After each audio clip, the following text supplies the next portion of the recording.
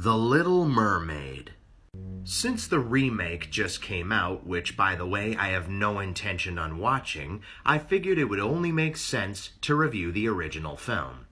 Now I've only seen this film once, so I'm not too familiar with it, so forgive me if I get some stuff wrong. So the film stars a young mermaid named Ariel, played by Jodie Benson, who's curious about the human world. And she's accompanied on her adventure by her best friend Flounder. But Ariel's father, King Triton, played by Kenneth Mars, doesn't approve of this, for humans were the reason his wife is dead.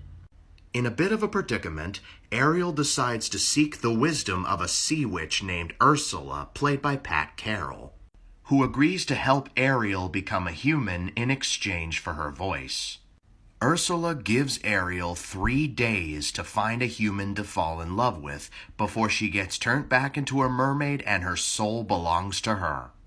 Luckily for Ariel, she has her eyes on a prince named Eric, played by Christopher Daniel Barnes. But because she can't talk, it's very hard for the two to communicate. Ariel also gets help from a crab named Sebastian, played by Samuel E. Wright, who is King Triton's advisor.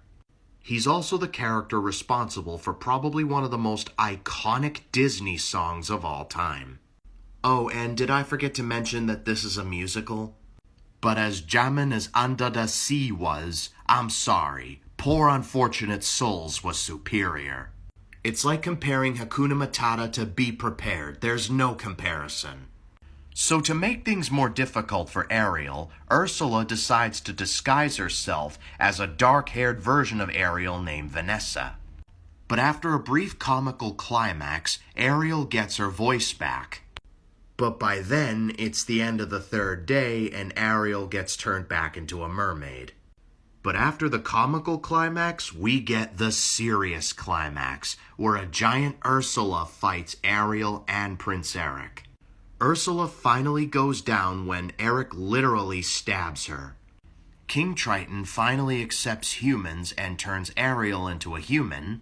She marries Prince Eric and they live happily ever after. Until the sequel, of course. Even though I've only seen this movie once, it's actually a masterpiece. At the time, Disney was going through the dark ages, and when this movie came out, people started loving Disney once more. The songs are great, the characters are colorful, and the story is compelling. Overall, I give this movie a 9 out of 10.